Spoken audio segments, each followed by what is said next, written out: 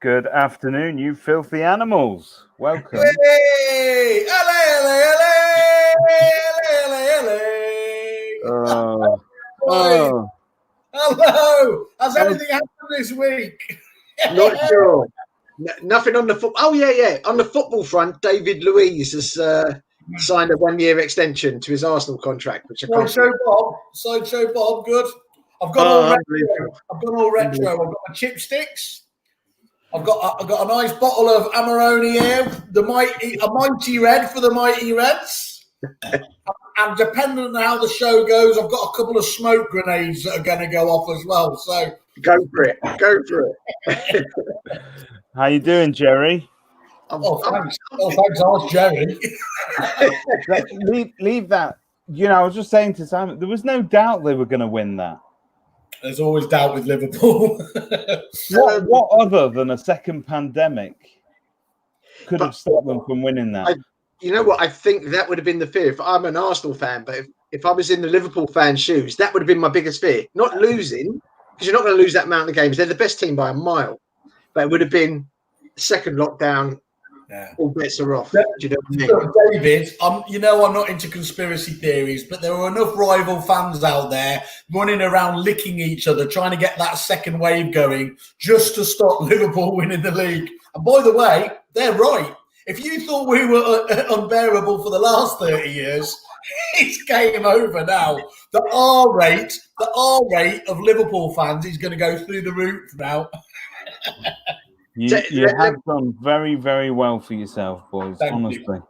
You. I can't claim too much myself, but I was there in Madrid. I was there in Qatar. I was in Manchester when we kind of won.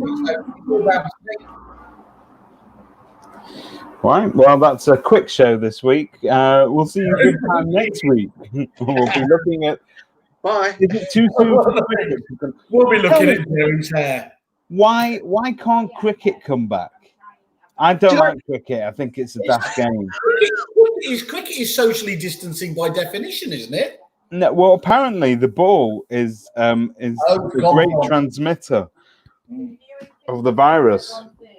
Yeah. But to be honest, if that ball comes heading at you at 70 miles an hour, you're going to jump out of the way anyway, aren't you? Well, they should just do what the Aussies do and just, amend it with all sorts of artificial fabrics and like that.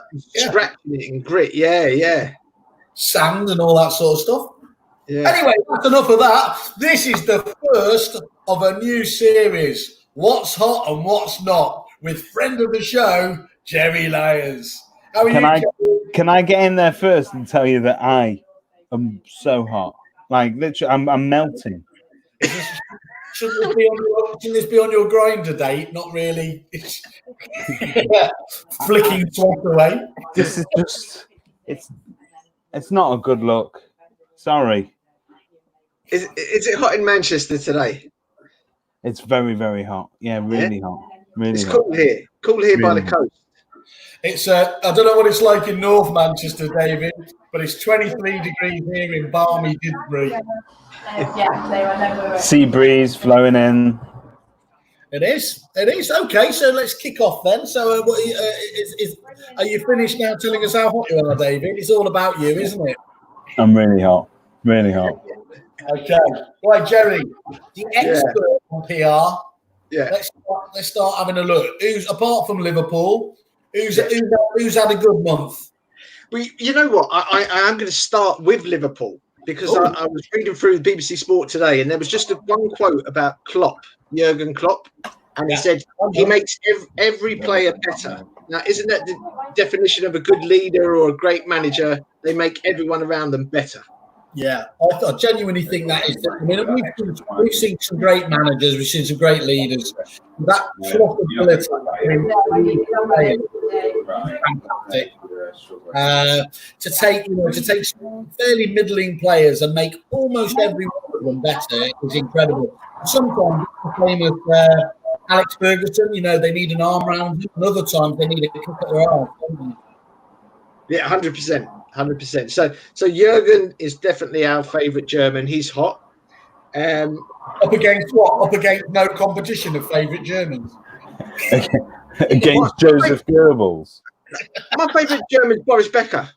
I loved tennis as a kid. Boris Becker was my man in the. I like him more now. I like him now more for what he's doing at the moment in this truly batshit mental phase. Yeah. That's what you get for being a child prodigy. Thank God you said prodigy. I wonder where you were going with that. I think hot. I'm going to give a shout out. Right, it's maybe not hot, but it's hot. A hot topic. It happened this month, and I think we'd all this week. Sorry, we'd all be in agreement. I see that Roz is retiring from property industry. Right? Oh yes. And I think I've probably dealt with Roz for about 5 years with PR. Yeah. And she's a thoroughly good journalist. Quite hard to deal with at times. I ain't going to lie. Yeah. She's no pushover, is she? In what way? Well, there's sometimes it's not so much in this estate agency sort of trade press, but in some trade presses, you'll get anything published. The level's a bit harder in a estate agency, but Roz in particular was somebody who had a keen news sense. She was very thorough. Like you'd send her a news release, you get about 3 or 4 calls. So I'd just like to wish her a sort of good recovery. To Roz. To Roz. Look at this. Look, I'm so forgetful. Wendy bought me this to remind me to drink like a little baby. Yeah. So yeah, shout out to Roz. She and it's the classic thing, isn't it, Jerry? You don't know what you've got till you lose it, really. She is, I think they've been doing really well in her absence. But those deep scoops that she did, as I said, her network of contacts was better than anyone. And she worked it. It's all very well just waiting passively for the jungle drums, but to go out there and actually find out and crucially find the depth of the story is a very rare skill. So yeah, it's a sad day, but it's good to remember her for all the good stuff she did. Have they appointed a successor yet? No, I don't think. I think Nick Sam made the mention that he was going to be looking over the coming months, and I'm assuming like me, you've put in your applications. I've got enough trouble. I've got like 10 podcasts and properties to sell. What do you want me to do, man? What are you looking at? You're looking like a state agency meerkat.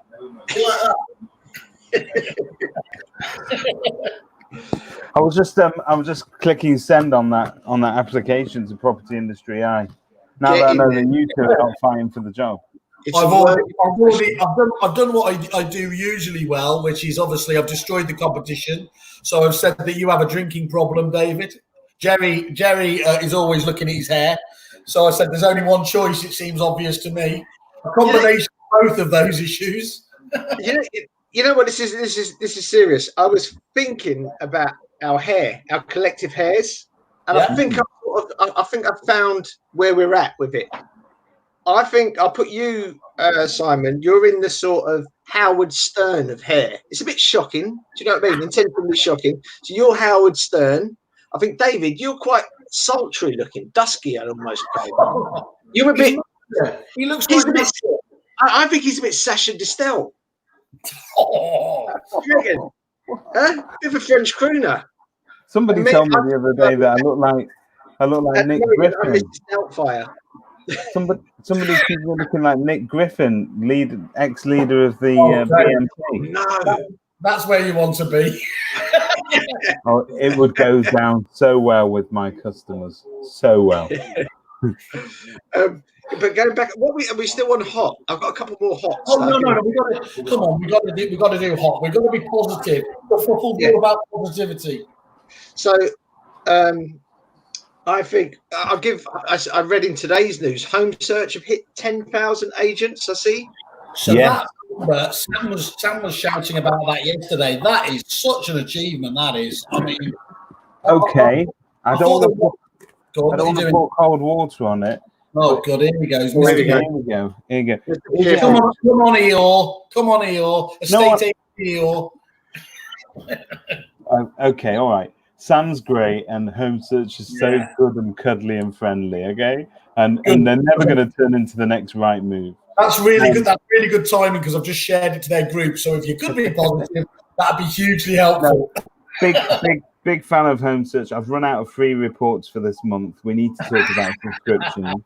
The other thing I just wanted to ask was, is that figure of 10,000, is that 10,000 people that have all expressed interest in signing up, or is it they've actually confirmed that they're moving? Because initially there was an email, there was sort of a landing page you could put your details into. I've done that, but I don't, and that was just to express interest, but I've not made any preparations for my property moving across in July. So are all 10,000 of those active, registered, signed up, paying customers? Or wouldn't it be an expression of interest? I don't know if Sam's watching, but it'd be good to know. I'd have thought expression of interest rather than they jumped ship. But who knows? We get Sam to confirm that. But I just saw that and thought, well done. I think from a PR perspective, what they've done very cleverly is they personalised the brand. You think of home, you think of Sam, you know, which you think of Zoopla, there's no individual. You think of Rightmove, obviously no individual. The other portals, no individual that springs to mind. But Sam's done really well getting his face out there and using PR well. Good PR. He's a good bloke, isn't he? So it comes across very, very well. In fact, too well. On the property portal panel, he did a push. He took over for me and started taking questions like, hang on a minute. It's like, I've got you sorted, mate. Yeah, he's thoroughly. You need a figurehead like that, I think. If you're gonna be this challenger brand, you need look at the best I think I've seen. Whatever you think about him now, Richard Branson, when he was taking on the behemoth that was the corporate faceless body of British Airways, he came out, didn't he, as the face, individual face through it. And I think that's what Sam does fantastically well. And I think it's going to be a really interesting, interesting to see how it's actually received and how it rolls out. Have you met Giles? I don't think I have. No, not right. My wife reliably informs me he's very easy on the eye. Well, maybe I should. After the night I've had, I'm not judging anyone. Okay, any losers then? Oh, you were against the losers, weren't you? I don't want to call them losers, but you said it was hot or not. Yeah. So I would say it's not people, but branded PPE. Please don't tell me you've got branded PPE. Wait a second. Oh my sweet Lord. Here we go.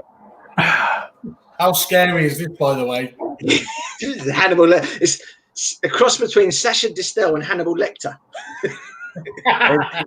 Oh, that was a fusion that was waiting to happen. Yeah, wait till you hear the cover. Branded PPE. I don't know what you guys think, but I just think it's crass. And that's coming from somebody like me who's not got much style. So we, again, on this podcast, we are always months ahead of the curve. And we jokingly, didn't we, David, back in, was it January, Feb, we had a bit of kerfuffle, literally made up one of the masks with kerfuffle, we did. Where it could and should go. And of course, so we were okay with it then. But now that everyone's doing it, we don't like it because obviously it's uncool now. Yeah, what is it? Is it uncool? Is it benefiting, or I don't know. It's you're right on the border of cheesy and right. So it feels uncomfortable to wear, and what I mean by that is it's uncomfortable enough to wear it anyway. You do feel like a bit of a prick at the best of times, but then if you to add that layer of ostentatious self-promotion, it can get a little bit uncomfortable. Newsflash, it's not some of the time, mate. At least I'm consistent, all right? Yeah, exactly. You're taught not to sort of try and get any gains out of any bad situations in terms of marketing gains or PR gains. And this is just you're advertising your brand off the back of it. It doesn't need to be done. Don't go there. Don't go there. So your argument, Jerry, would be the public will see that and they'll literally just think that's a bit too much, and it actually this is a classic example where not all advertising is good advertising. Yeah, 100%. I reckon you could probably, and I think it's industry specific. Zoopla. If you work in a, I don't know, children's nursery, you probably get away with, like Tiny Tots Nursery on your finger for the kids. But as estate agents, you've got to remember, people want to slag you off anyway. Don't give them easy shots. If you walk in. Talking of easy shots there, Jerry, if David keeps showing us his baps, we're going to lose what little viewers we gain some. But just look at the sweat that's coming off these babies. Yeah. Okay. Right. So you're calling that out now. You're saying leave that, abandon it. Don't wear them. Expose yourself to the virus. I think that's what Jerry Lyons here today is saying on the show. No, I'm saying just don't put your logos on it. Say, look at me, how great I am. And this leads me, which I believe is the technical term is segue. Yeah. Segue into my next knot. I read, I think it's yesterday or today. This is how bad my memory is. Did you see there was a guy who boasted about 25 viewings in an open house yesterday? Yes, I did see that, and I did the maths on that. So in a 25-hour day, that's 1 an hour.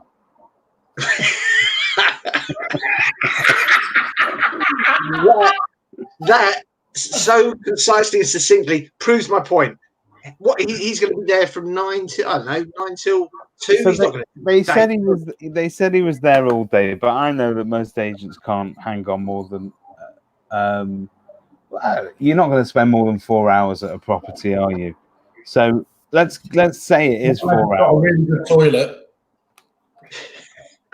Let's try and work that. How many did he do? 25, yeah? 25. That left him 9.6 minutes per viewing if they were back to back, and the guidance states you're not allowed to do them back to back. You've got to leave a gap. Does it say how long the gap is? There a there is a recommended amount. The gap I think has got to be at least 10 minutes usually, but it's not always practically possible. They're guidelines, they're not rules. Okay, so on this point, how far are we from people not giving a fuck anymore? I mean, are we just treading water now whilst we talk about best practice, or is this stuff still really, really important? Sorry, important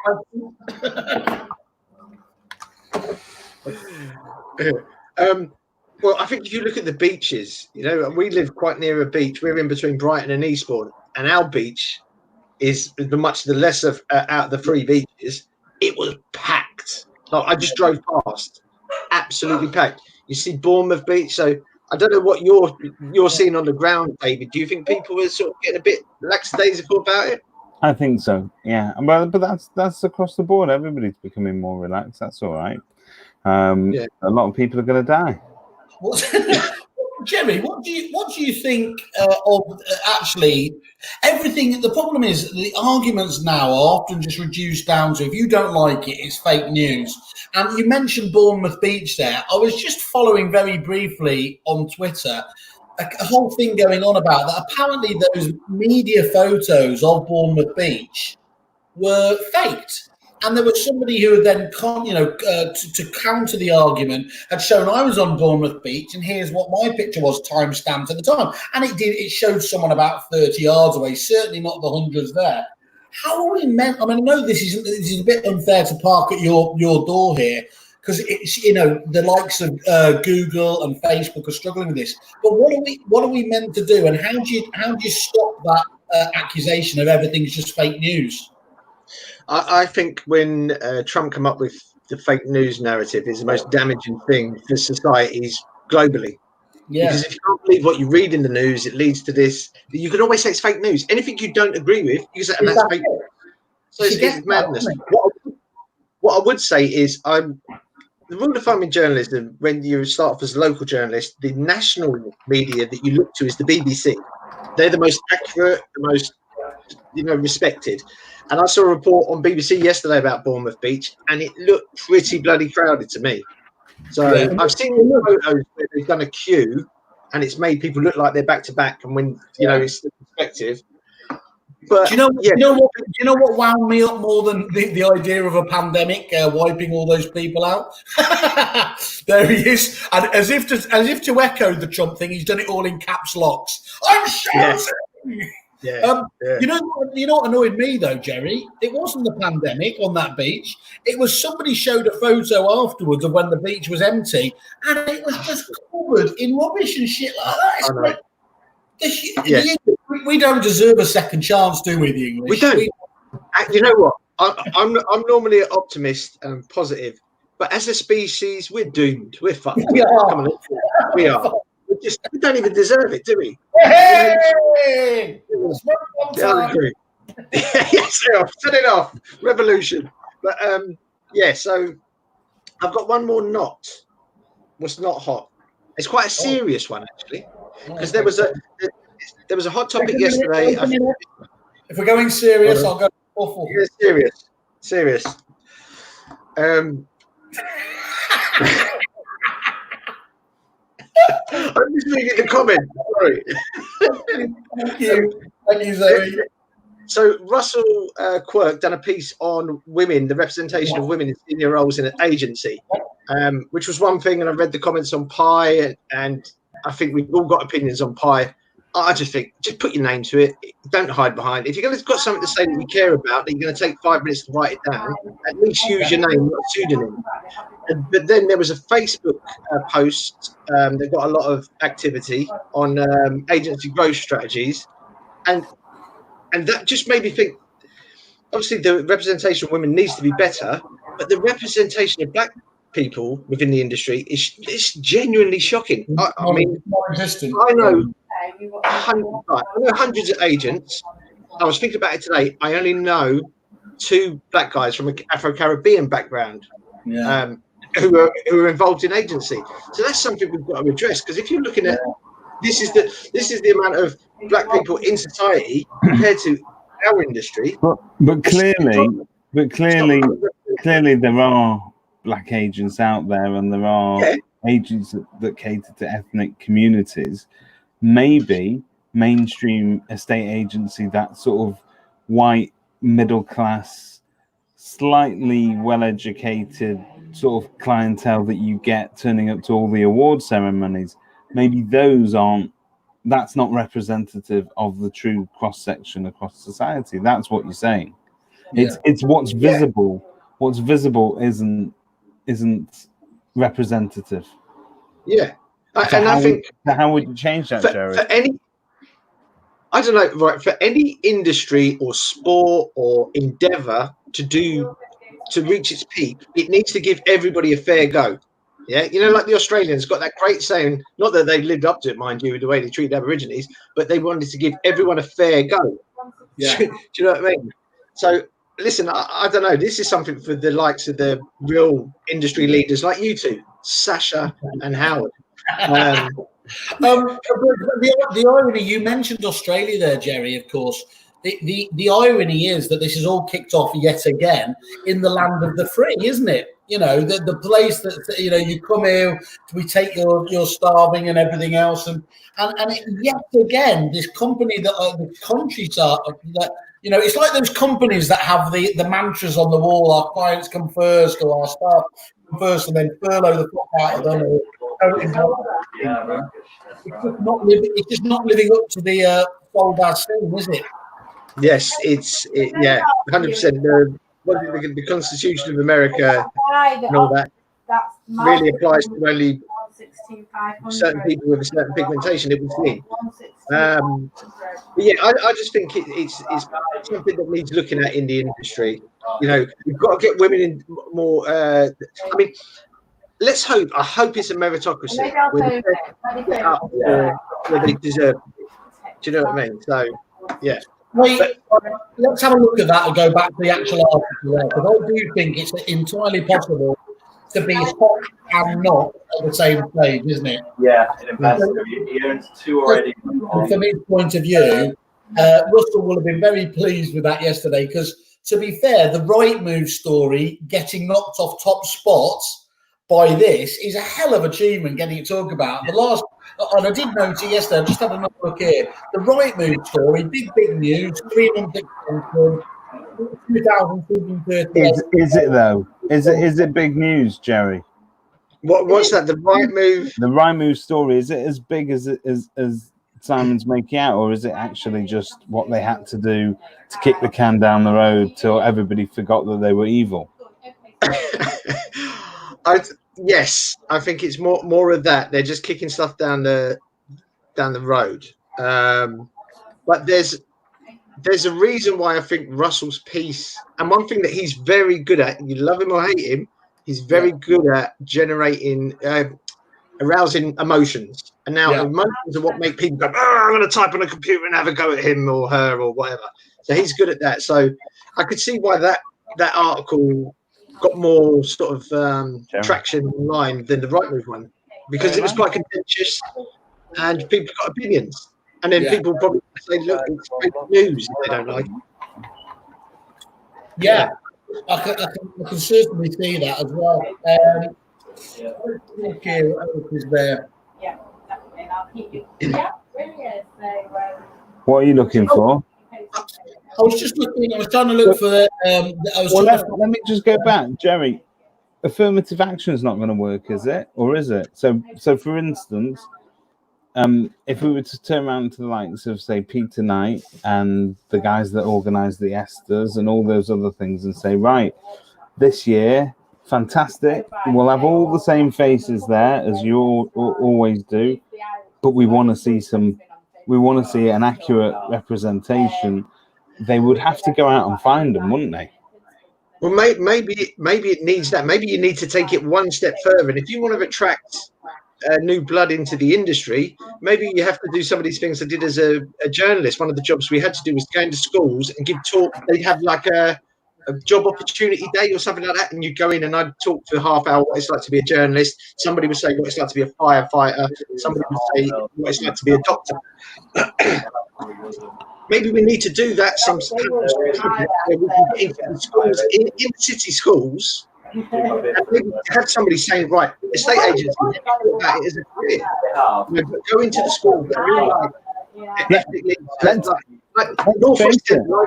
there is zero barrier to entry to this industry. To anybody from any walk of life can do this. And if you listen to what Chris Watkins been repeating, his mantra in the past week or so, it's been that you can now do this more cheaply than ever before. So if you wanted to set up on your own social media as your friend, you get the word out there. And so it's not one of those industries where we're selecting only the best eating boys every year. That's not happening. But yet we only seem to see the same sort of people. I mean, look, it's a problem. It just needs addressing. But no one here is, by the way, you just mentioned before, didn't you, talking about affirmative action, and I was watching again another big thread going on about that, and that seems to wind up people even more. But what you do definitely need to do is you need to shout about the representation that is already there. This is what you're talking about, isn't it? You've got to give people hero figures. You've got to let them know that there is a route to the top, albeit it is not as easy as it is, you know, with the colour of your skin or being a man there, but you can get there at the end of the day. And I don't think we're even seeing that at the moment. So that's where you can be a little bit sort of more prescriptive, can't you, in terms of shouting about it? It is my opinion anyway. Yeah, I think with anything that you're trying to promote, from a PR perspective, it's always good to have a poster boy or girl. Somebody you can, like what we were saying with Sam at Home Search, he's the poster boy for Home Search, but it sounds like Giles should be, because he's better looking apparently. Well, I've been trying to look up Giles, so to speak. Whilst you've been on here, so yeah. This is something he said to David. He's just gone. Look at his chair, Magnus Magnuson chair. I think he's got him to dry himself off, which is a hideous thought. Change his bra. Take it back to right move again, and I know we're kind of. I ask you this a lot, but based on you getting the top seat at right move with all the wonderful dividends and everything, how would you deal with that kicking the can down the road issue that they are dealing with now? To get the best solution for both right move, because, of course, you've got to serve your shareholders and, of course, your agency clients. From a PR perspective? Well, yes, I mean, it's more than PR, isn't it? This is the future direction of that business. So, sticking your head in the sand and pretending it's going to go away, I don't think it's going to. Sometimes it works. Sometimes there is, Boris hiding in a fridge. Actually, he still got the job, didn't he? But oh god, I wish I could hide in a fridge now. Sorry, I was just thinking about it. But yeah, what would you do? What would you do to try and normalise this issue now? I think that Rightmove's had a PR problem for years. I think everyone knows that. I would, if I was the boss of Rightmove, I would invest heavily in PR. And I would probably do some sort of like a year-long PR offensive where you just try and change the culture. It seems like everyone hates Rightmove's culture. What do you do to change that culture? So it's a tough. I went to deal with a customer, but yeah, thank you. Right. You didn't wipe your hands. Oh, we've exposed him on the show. Were you talking about? But they've not done anything to change that culture, have they? They've not demonstrated anything to the public that would reflect the values that have changed internally. Right. There's an old PR saying, it's very hard to get good PR for bad people. Now, I'm not saying Rightmove's bad people, but it's a lot easier to do PR for, let's think, Marcus Rashford's PR person, if you had one. That's the easiest job in the whole world at the moment because he's a good kid. It's a great role model. Exactly. Anthony Joshua as well. Another one. Just using sports ones come to my head because we come from a sporting background. It would be hard if somebody said to me, right, here's 100 grand for the year, you could be Rightmove's PR boss. No chance. No chance. Because it is a tough job. And if they don't want to change, they're not going to change. It could be that simple. It could be that simple.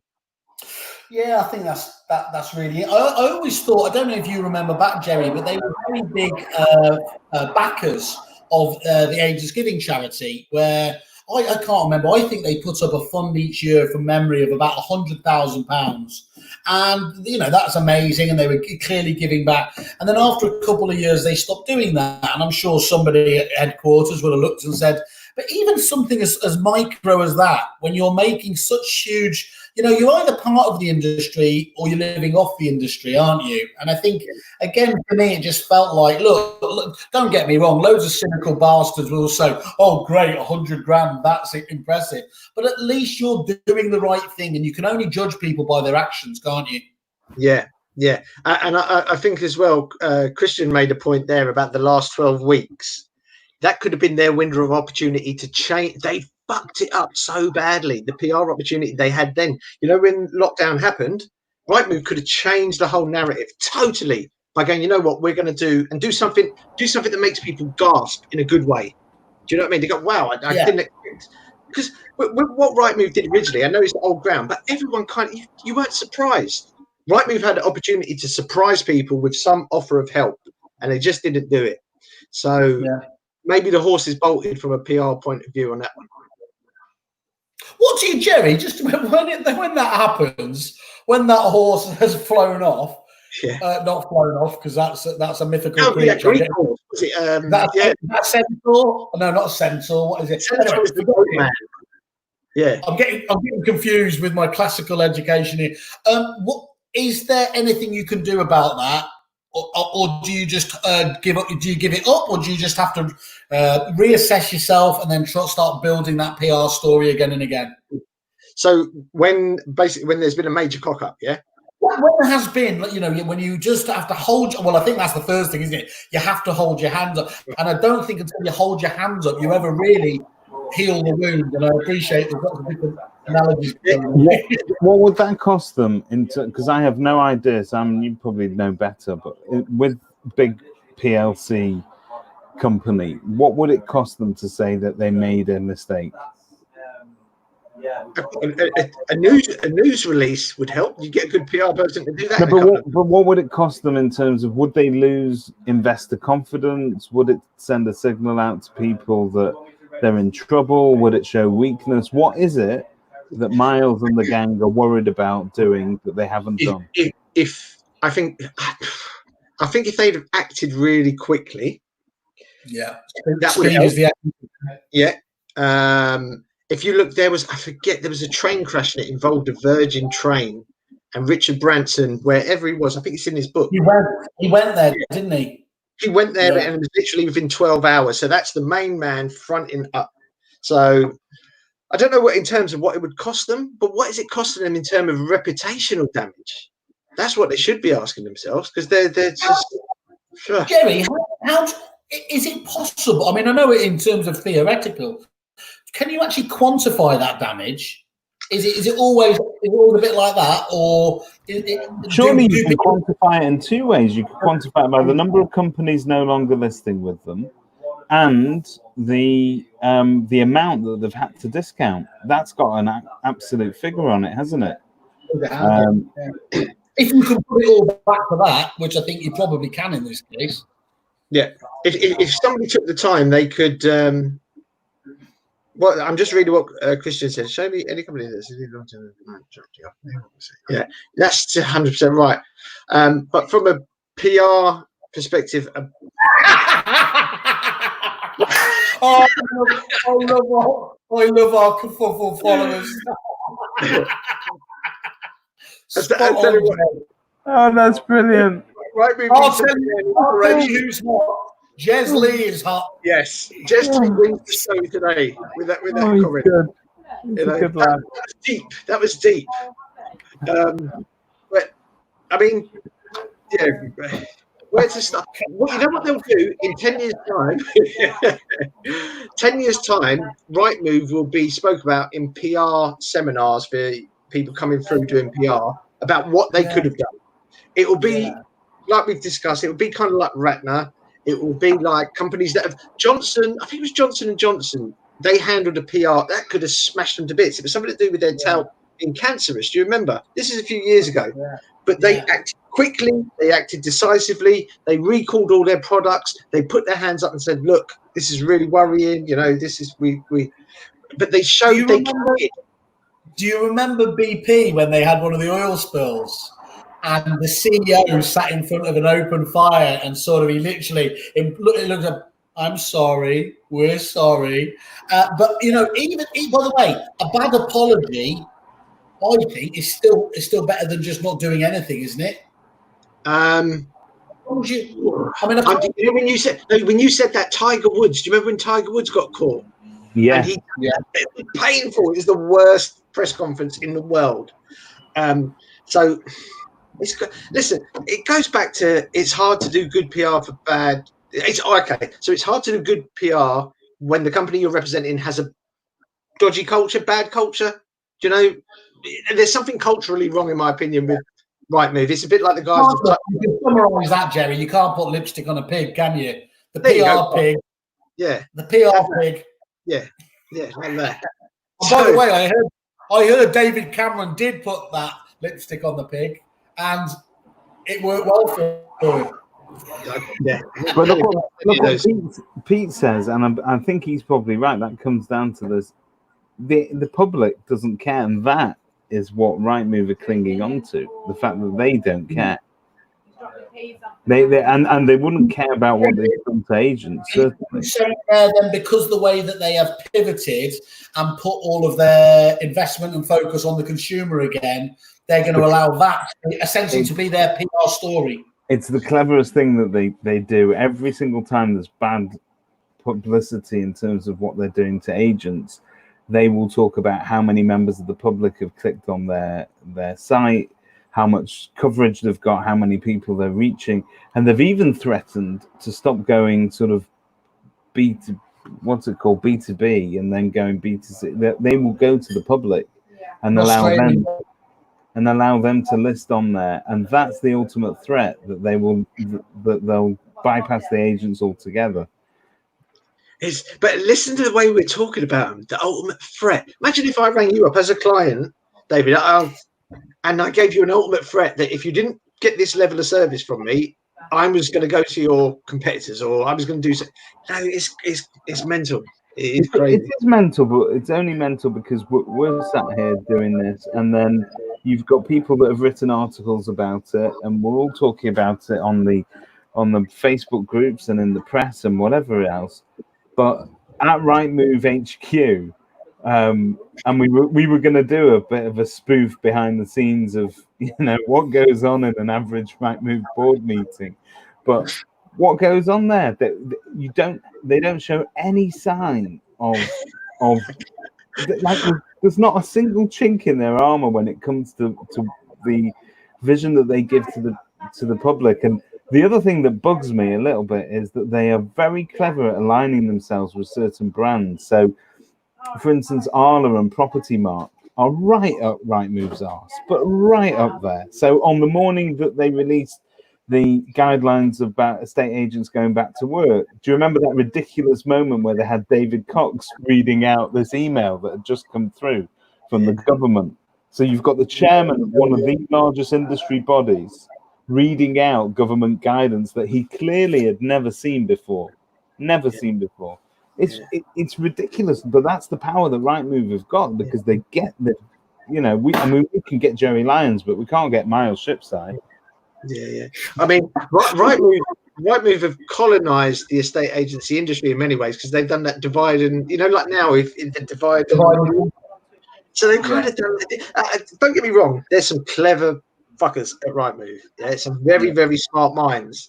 But Jerry, what they've done there is, again, I think we spoke about it the other day.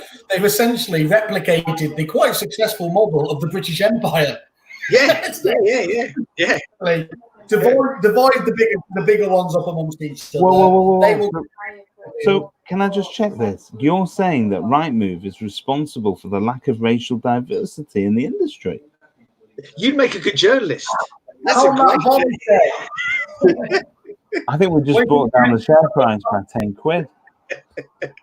I did get a sound thing just in case of for the worst stories. That's a car crash, by the way. So I remember the time. I think it's it's a fascinating case study to be had in 10 years' time at a business school. However it pans out. Sam will be very interesting to see what Sam does make of it, isn't it? In terms of because they have got I think the golden goose in terms of opportunity, haven't they, to step into the void, and there is a void there at the moment. I remember somebody talking about though that if they don't do it now, their best chance is gone. I mean, this really is. If agents don't take this if you see this as an opportunity, if it all falls apart again, I mean, we're just almost like Brexit style. We're done and dusted for a generation, aren't we? Yeah. I think this was the opportunity, because I think a lot of the agents I spoke with felt it personally, not professionally. When they needed help, they felt it personally when Rightmove said, "Nah, you're on your own, lads," or words to that effect. So it seemed to change a bit of the dynamic. Right. So for the record, they never said that. It was the way that they said it. So they said that they were supporting, but they wanted you to prove it, and the offer was derisory, and the way that they handled it was worse than not doing anything. But they can stand up and say that they've given a substantial discount, and they've now, by extending it for 3 months, it takes away a lot of I know a lot of agents that have said, right, we've got what we wanted. This is all that we wanted. And I think you'll find that a lot that will be enough just to sort of kick it down the road so that we forget about the ill feeling. Possibly. Christian's come up with an interesting one then again. He says, you'd be amazed, Hon. I don't know why he's calling me honey, but anyway, we'll deal with that later. We emailed our entire client base about our decision to leave Rightmove and reasons why. The amount of support has been incredible. Not a single one questioned it. I'd love a follow-up to that, Christian, just in terms of how many actually came back.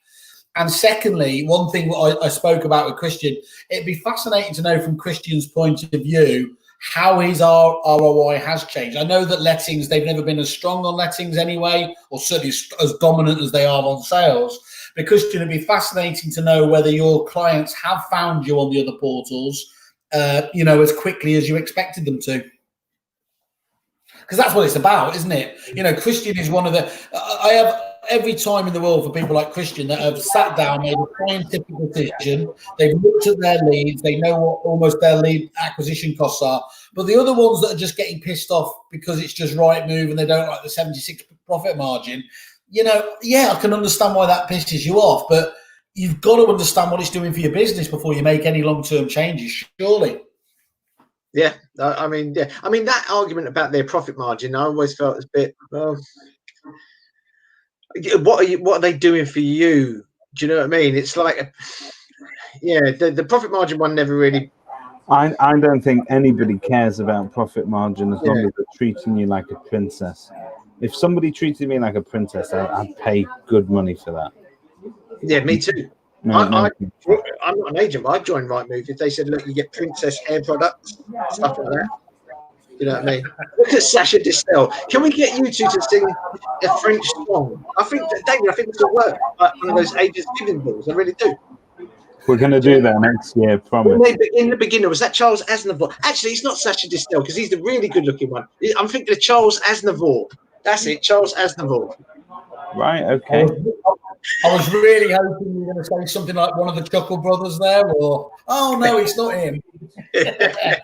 Frankie. Oh, here we go. You've got Christian Byfield. Is doing any fewer deals than the agents on Rightmove. They're spending money on spoke with targeted SM campaigns and excited about their imminent letting products. Still doing deals, but low levels of market activity. Okay. David, let me just qualify. That's social media, not sadomasochism. Okay. I had one. That's correct, Jason. So yeah, that's who I think we've done. I think PR's done to death. Look, we've got a couple more minutes though. In my little world, in fact, our little worlds, who's caught your attention this month? We've already spoke about Home Search, but any other suppliers out there that have registered on your scale this month? Me, not really. You know what? I've got this thing about prop tech. It's become white noise to me because I see the same descriptions. Like, right, wrong show. No, but hear me out. It's like because game changing. That is the most overused phrase in the fucking world. Game changer. I tell you who's a game changer. Michael Jordan. Yeah? So unless you're a Michael Jordan prop tech, don't come and say you're a game changer. Game changer. Game changer. This is COVID. This is the new normal. This is the new normal. Listen, you've just reminded me. One word that all agents should avoid. Boom. I heard a couple of agents, I saw a couple of posts. We're experiencing a property boom. Whoa, lads, you know what happens after a boom, didn't you? It's like when you stop. Don't say boom, say anything but boom. You might as well say, we've got a bubble. We've got a massive bubble building. It's like, let's just somebody say upward trajectory. I can handle that a lot more than boom. I can live with upward trajectories anywhere. Give me a good upward trajectory anytime. You lose traction. You had them in the palm of your hand, and now they're gone. Was it the boom comment? Or the game change? I still don't think there's anything wrong with talking the market up a bit. Right, there's not right. Hear me out because this drives me mad. Yeah, I tell you, the only person who should say boom is Basil Brush. Yeah, that is the only person that should say boom, boom, boom. Basil Brush. So there. Okay, so what can we use instead? A surge in market, upward trajectory, increase in volume, just anything but boom. Because boom is what? Just when I say boom, what do you think? Selector. It's not boom selector. It's boom selector. Let's do that again. Actually, fucking You're like the granddad. You're like the granddad who always gets it wrong. Just use boom. Use boom's fine. Boom. Boom away as much as you like. Do you know what I mean? Thank you very much for your time, Jerry. I'm going to go and perspire somewhere else now. I get it. Jerry, fantastic to have you on again. See you next month. Thanks, guys, for being so engaged. David, you go and get yourself. Just get yourself. I'm going to have a cold shower. Do that, Cheers, guys. Right.